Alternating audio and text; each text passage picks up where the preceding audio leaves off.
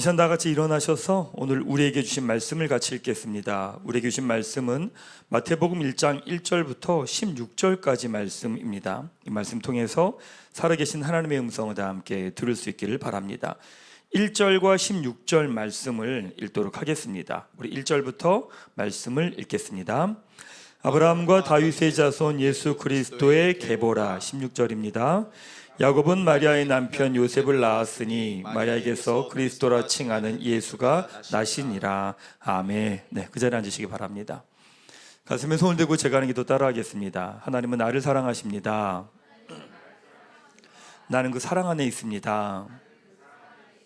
나는 하나님의 형상입니다. 나는 하나님의 꿈입니다. 그렇게 살아갈 것입니다.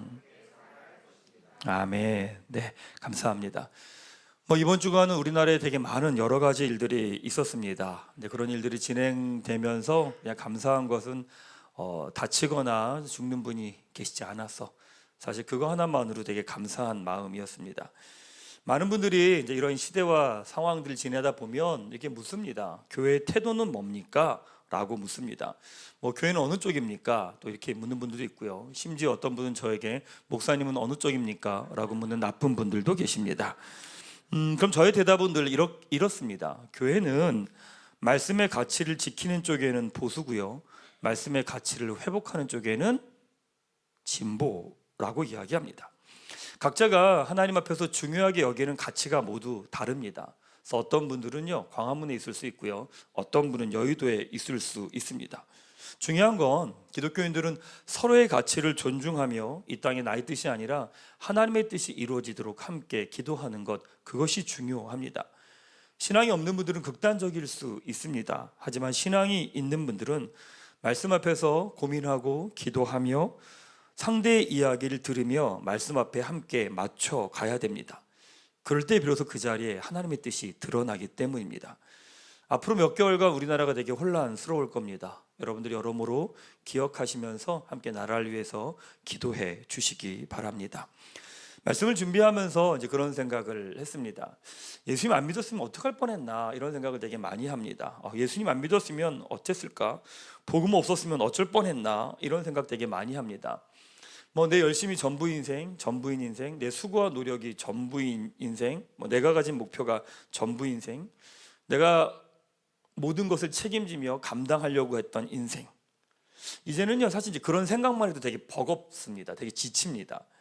그리고 예전에 어떻게 살았지? 어떻게 그런 모습이었을까? 그런 생각을 되게 많이 합니다. 예전에는 그것밖에 없었으니까, 근데 그렇게 사는 게 전부였으니까, 그러니까 그게 문제인지도 몰랐던 거죠.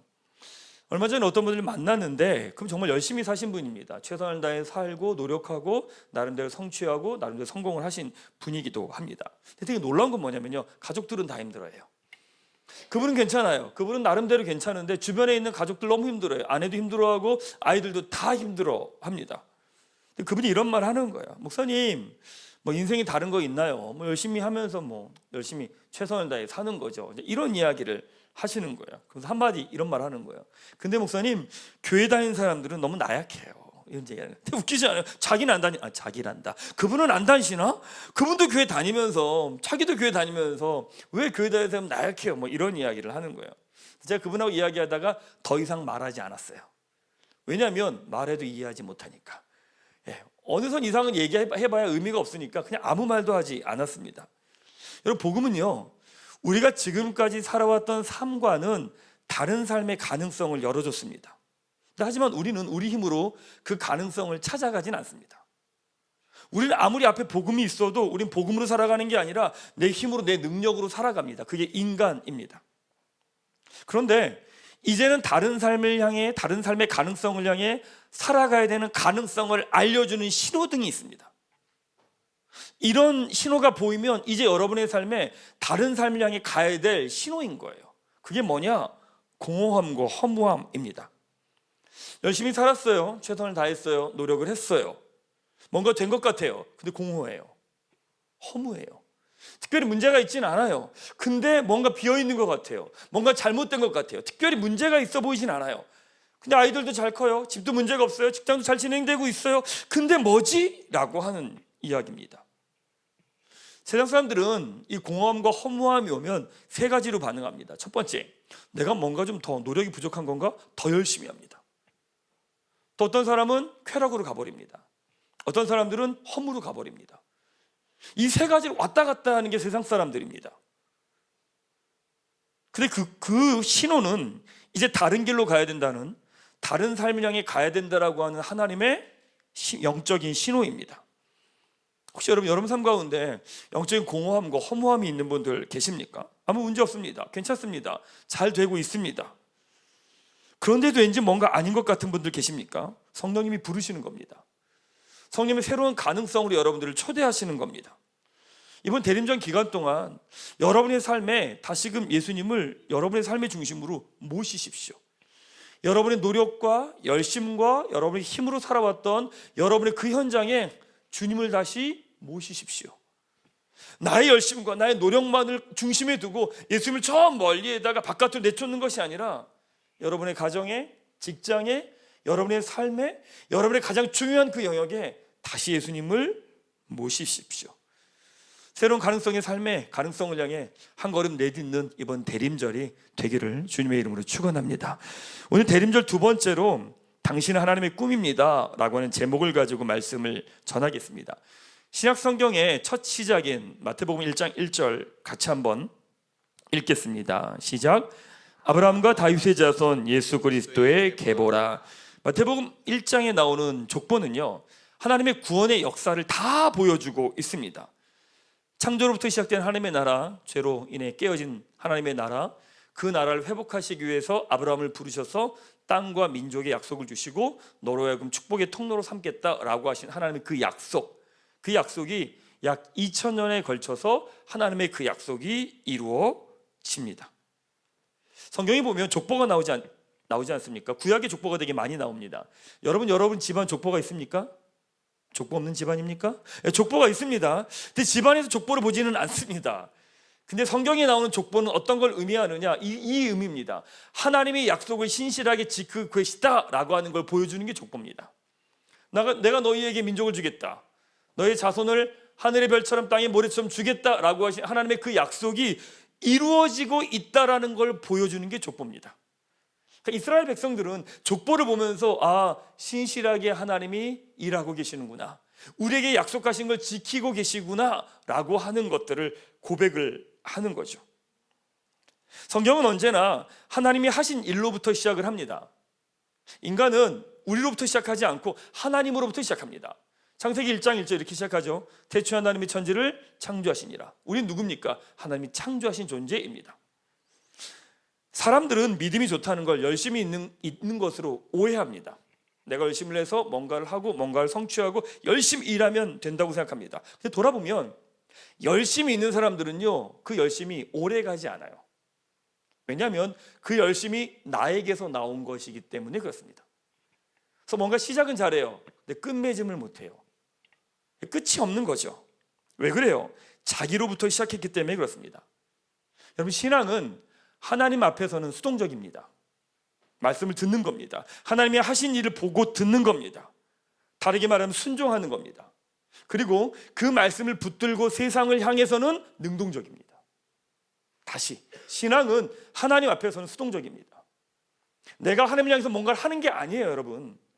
하나님 뭔가 하신 일을 우리는 듣는 거예요. 구원의 역사를 듣는 거죠. 우리에게 하신 말씀을 듣는 겁니다. 순종하는 겁니다. 그 말씀을 붙들고 내 삶의 현장 위에서는 능동적인 거예요. 그러니까 우리는 반대로 해요. 늘 하나님 앞에서 능동적이에요. 하나님 말씀하시기 전에 내가 먼저 말하고 있고 내가 먼저 하겠다고 난리를 쳐요. 아니에요. 우리 할 일은 뭐냐면 하나님이 하신 일을 먼저 들어야 됩니다. 그 말씀을 붙들고 그 말씀이 이 자리 가운데 이루어지려고 하는 열심이 나오는 거죠. 그 열심은 우리에게 주신 말씀이 이 자리 가운데 이루어지게 하기 위한 열심인 거죠. 하나님을 믿는 사람들의 열심은요, 주신 말씀을 붙들고 그 말씀에 나를 맞춰가는 열심입니다. 다르게 말하면 순종하는 열심입니다. 바로 거기에서 영적 성장이 일어나고 성숙이 일어나요. 여러분, 하나님의 뜻은 여러분을 부르신 그 자리에서 아름답게 살아가는 겁니다. 부부를 부르셨죠? 직장으로 부르셨죠. 꿈꾸는 교회로 부르셨습니다. 그러기에 이 자리에 최선을 다해 살아가는 겁니다. 이런 부부가 가정을 세워갑니다. 가정을 세워가면서 내 뜻을 내려놓는 이유가 뭐예요? 내 뜻을 내려놓는 이유는 내 뜻이 아니라 하나님의 뜻이 그 자리에 이루어져야 되기 때문에 그런 겁니다. 직장에서 일을 할 때 주어진 일에 최선을 다하는 이유가 뭡니까? 내 뜻이 아니라 하나님의 뜻이 그 자리에 이루어져야 되기 때문에 그런 거죠. 교회에서 섬깁니다. 섬길 때 내 열심으로 해요? 맨날 싸웁니다. 그러면 우리가 헌신을 하고 수고하는 자리에 서는 이유는 내 뜻이 아니라 하나님의 뜻이 이루어져야 되기 때문에 그런 거죠. 요즘 교회에서 이제 내년에 더 강조하겠지만 말씀 묵상을 되게 강조합니다. 말씀 묵상 하기 싫죠. 그건 누구 뜻이에요? 내 뜻이에요. 그렇죠? 내 뜻이에요. 말씀 묵상 하기 싫어요. 내 뜻이에요. 그런데 말씀 묵상 하는 이유는 뭐냐면 내 뜻이 이루어지지 않게 하기 위해서 말씀을 묵상하는 거예요. 우린 다 내 뜻이에요. 내가 하기 싫으면 안 해요.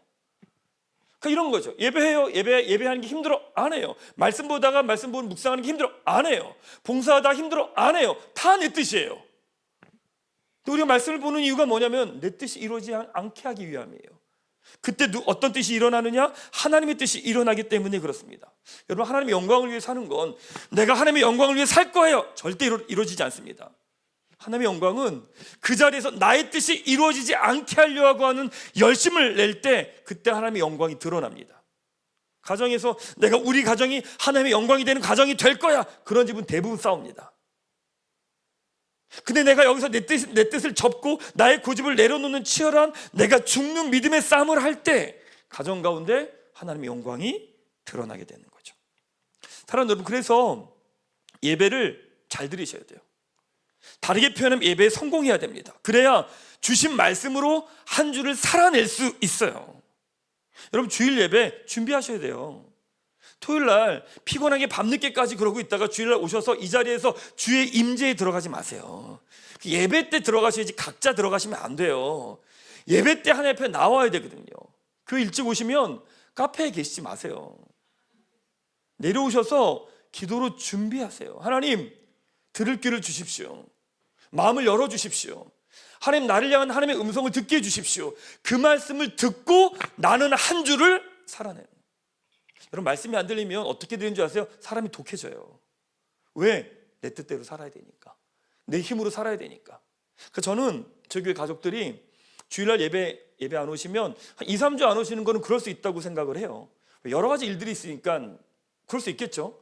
근데 어느 이상 지나면 어떤 일이 일어나냐면요, 내가 하나님이 돼 있어요. 내가. 그러니까 내 뜻을 이루려고 하는 몸부림으로 살아요. 그럼 모든 갈등이 일어날 수밖에 없는 거거든요. 여러분, 말씀이 들려야 살아요. 말씀을 들어야 회복돼요. 말씀을 들어야 다르게 살아갈 수 있어요. 여러분이 열심히 중요한 게 아니에요. 여러분이 열심히 중요하지 않아요. 하나님이 하신 일이 중요해요. 여러분 삶 가운데 행하신 일, 하나님이 이 땅 가운데 이루신 일.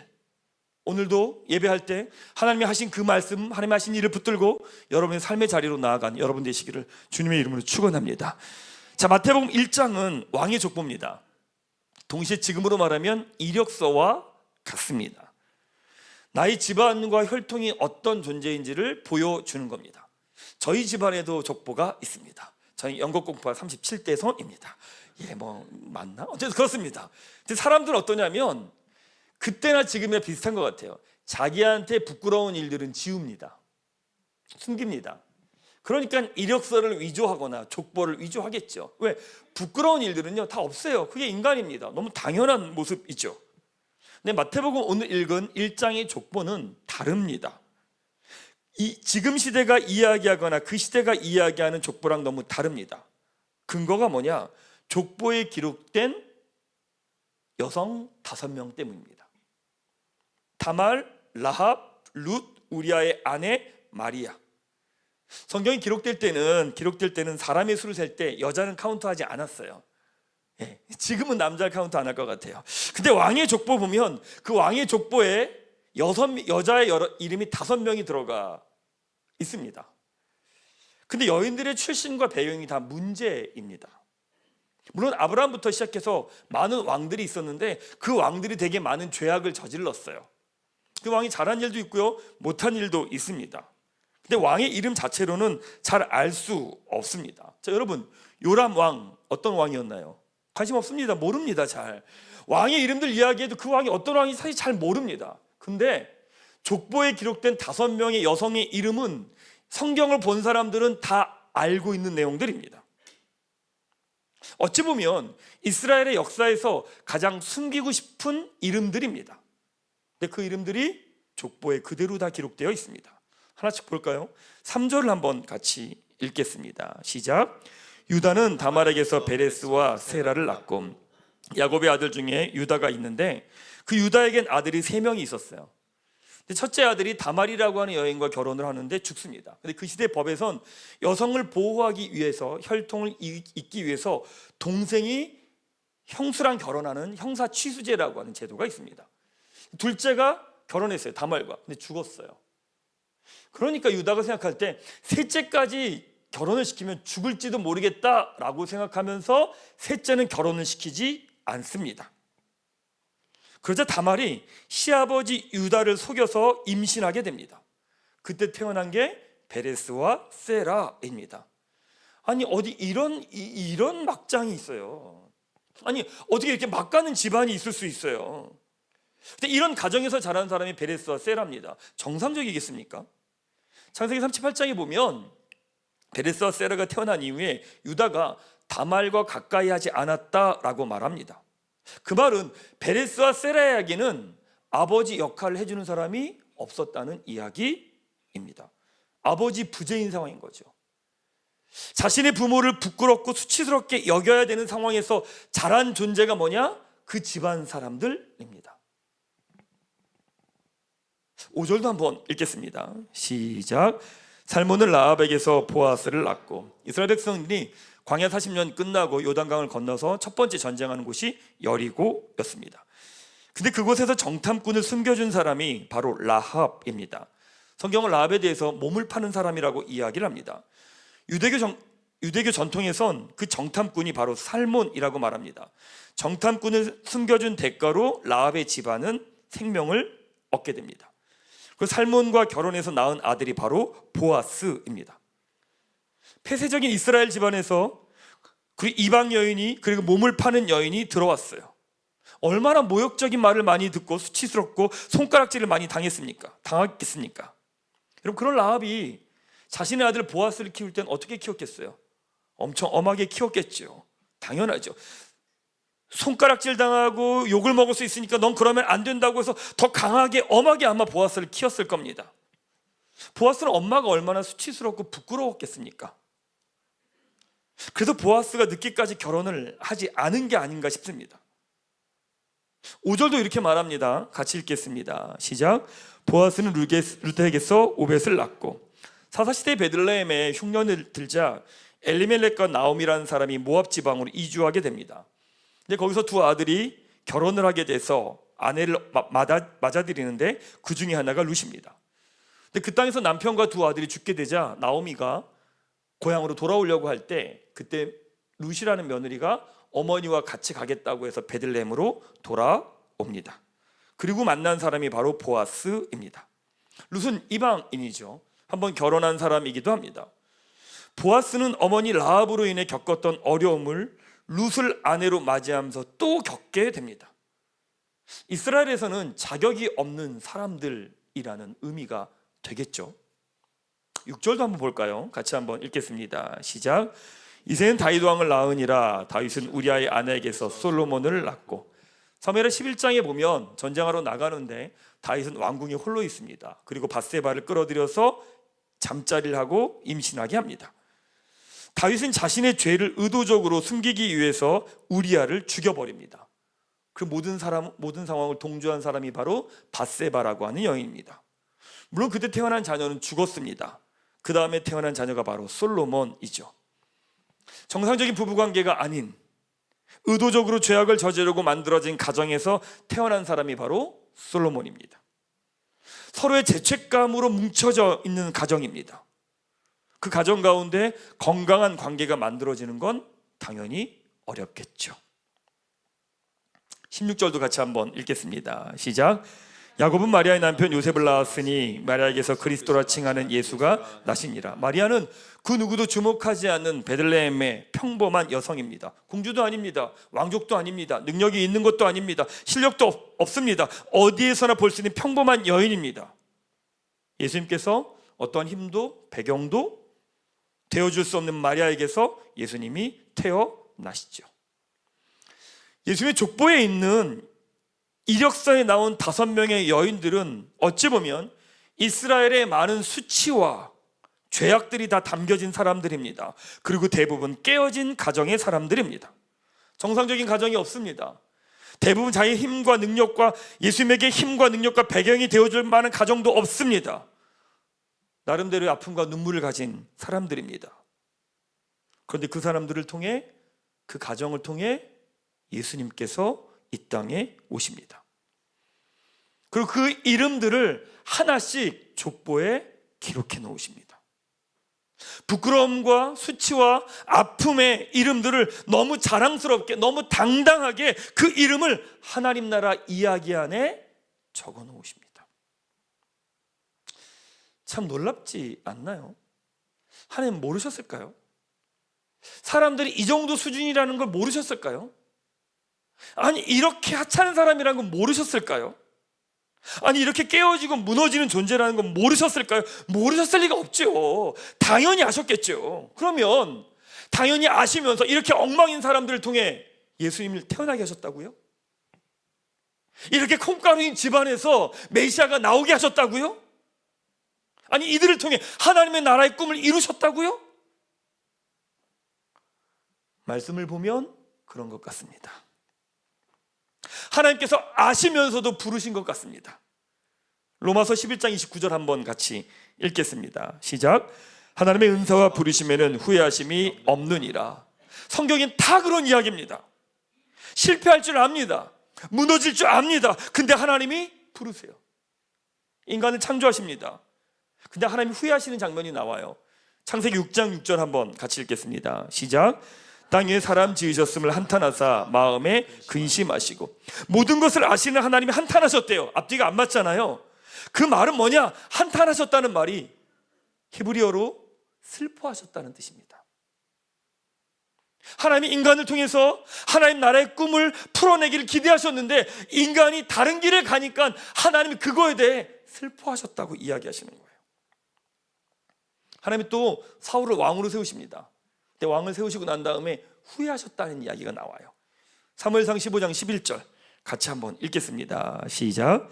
내가 사울을 왕으로 세운 것을 후회하노니 그가 돌이켜서 나를 따르지 아니하며 내 명령을 행하지 아니하였음이라 하신지라. 사무엘이 근심하여 온 밤을 여호와께 부르짖느니라. 여기서도 후회하노니 이 말에 히브리어가 어떤 뜻이 있느냐? 슬퍼하다라고 하는 뜻입니다.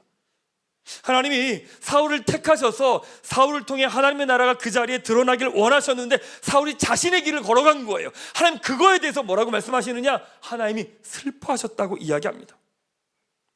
더 놀라운 건 뭔지 아세요? 예수님이 승천하시면서 예수님이 하셨던 모든 것들을 제자들에게 맡기십니다. 사도행전 1장 8절 말씀 같이 한번 읽겠습니다. 시작.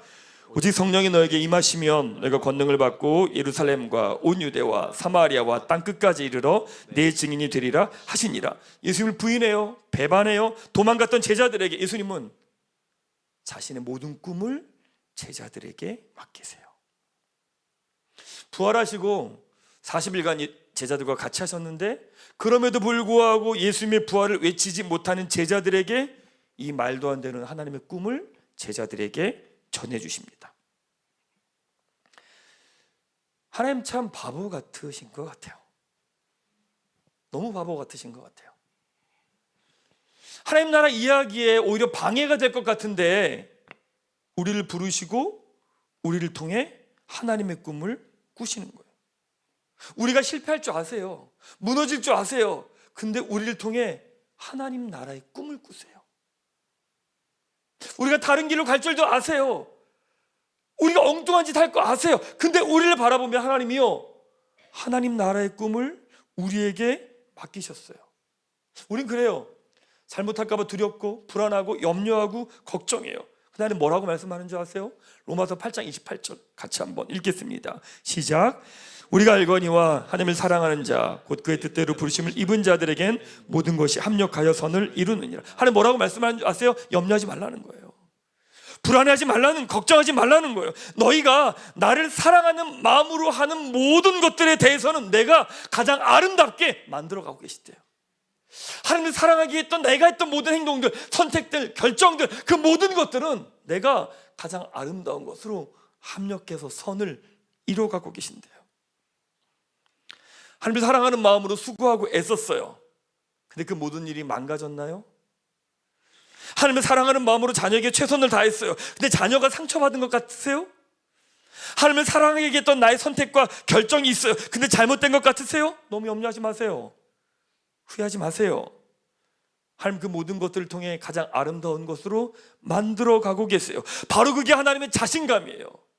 하나님 우리를 부르시고 우리를 통해 꿈을 꾸고 계세요. 그렇게 설교 시작할 때마다 우리 가슴에 손을 얹고 뭐라고 말해요? 우리는 하나님의 꿈입니다. 그 고백인 거예요. 그건 제가 여러분들에게 여러분 하나님의 꿈입니다라고 세뇌하는 게 아니에요. 하나님이 여러분을 보며 꿈꾸고 계시는 거예요. 남편으로 부족한 것 같아요. 아내로 부족한 것 같아요. 근데 하나님이 여러분을 통해 여러분 가정에 꿈을 꾸고 계신다는 거예요. 무능한 것 같아요. 능력 없는 것 같아요. 내가 할 수 있는 게 별로 없어 보여. 근데 하나님이 여러분을 통해 여러분의 직장 가운데서 하나님의 뜻이 드러나는 걸 꿈을 꾸고 계신다는 거예요. 살면서 사람들이 제일 어려워하는 말이 그런 말인 것 같아요. 너한테 실망했어. 이 말이 되게 어려운 것 같아요. 그런 말 들으면 무너지는 것 같죠. 근데 놀라운 건 뭔지 아세요? 하나님 실망하지 않으세요. 사랑하는 여러분, 하나님은 여러분을 향해 실망하지 않으세요. 슬퍼하실 수는 있어요. 다른 길로 가기에, 다른 선택을 하기에 슬퍼하시고 안타까워하실 수는 있어요. 근데 하나님은 실망하지 않으세요. 우리를 향한 하나님의 한결같은 마음은 뭔지 아세요? 내가 널 기대해. 내가 널 통해 나의 꿈을 꾸고 있어. 그래서 내가 널 그 자리에 세운 거야. 하나님이요, 여러분을 통해 여러분의 가정의 회복을 꿈꾸고 계세요. 하나님이 여러분을 통해 여러분의 직장 가운데 하나님의 뜻이 이루어지는 걸 꿈꾸고 계세요. 하나님께서 여러분을 통해 교회 가운데 하나님의 일하심들을 꿈꾸고 계세요. 우린 실패할 수 있어요. 근데 하나님이 실패하지 않으세요. 더 놀라운 건 우리의 실패를 넘어 그 실패를 통해 하나님의 뜻을 이루어 가신다는 거예요. 사랑하는 여러분, 낙심하셨으면 이제 다시 일어나십시오. 지치셨으면 조금만 쉬다가 다시 한 걸음 발걸음을 내디디십시오. 우리에게 주어진 삶, 주님 뵙는 그 순간까지 믿음의 걸음을 한 걸음 한 걸음 걸어가는 겁니다. 왜 마태복음 1장에 부끄럽고 수치스러운 그 5명의 이름이 다 기록되어 있었을까? 우리의 어떠함이 하나님 나라의 이야기를 결정하지 않아요. 하나님 우리를 통해 끊임없이 말씀하시는 거예요. 내가 널 기대해. 내가 너와 함께해. 내가 너를 통해 나의 뜻이 드러나길 원해. 그리고 내가 널 그 자리에 세운 거야. 너를 통해 나의 뜻을 드러낼 거야. 하나님 나라 이야기 안에 여러분을 초대하신 것, 바로 그것이 주님 오심을 기다리는 대림절 두 번째 우리에게 주시는 마음입니다. 사랑하는 여러분, 여러분이 서 있는 그 자리에서 주님 뵙는 그 순간까지 한 걸음 한 걸음 믿음의 걸음을 걸어간 여러분 되시기를 주님의 이름으로 축원합니다. 제 말씀을 마무리하겠습니다. 책을 읽다가 어떤 이야기가 하나 있더라고요. 이런 내용입니다. 1858년에 보스턴의 어떤 교회학교의 선생님 중에 킴버리라고 하는 선생님이 계셨는데, 그 선생님 반 아이 중에 학생 하나가 있는데 그 아이가 구두방에서 이제 일을 하는 아이였나 봐요. 선생님이 주중에 그 아이에게 가서 아이에게 성경을 가리키고 기도를 막 해줬나 봐요. 근데 그 아이가 예수님을 영접하게 됩니다. 근데 그 아이가 누구냐? 바로 미국 부흥의 주역이었던 D.L. 무디입니다. 21년이 지나서 무디가 영국에서 집회를 하는데 거기에서 메이어라는 사람이 예수님을 영접하게 됩니다. 근데 그 메이어라는 사람이 목사가 돼서 또 미국에 가서 복음을 전합니다. 근데 거기서 복음을 전하면서 체프만이라는 사람이 그 예배에 와서 예수님을 받아들이게 됩니다. 근데 또 체프만이라는 사람이 야구 선두 썬데이라는 사람에게 성경을 가르칩니다. 썬데이라는 사람이 함이라고 하는 목사님을 초청해서 3주간 집회를 열었는데 3주간 집회를 열었는데 결신자가 딱 16살짜리 한 명이었던 거예요. 그게 누구냐? 빌리 그레함입니다. 참 놀랍지 않습니까? 근데 그 이야기는 거기서 끝나지 않습니다. 1888년에 무디의 집회에 영향을 받아서 많은 사람들이 선교사로 자기의 삶을 헌신합니다. 그 선교사로 헌신했던 많은 선교사 중에 마포 3렬이나 우리나라 기독교 역사에 있는 그분 중에 한 분이 우리나라로 들어와서 복음을 전합니다. 그래서 우리가 지금 이 자리에서 하나님을 예배하고 있는 겁니다. 놀랍지 않습니까? 한 사람이었습니다.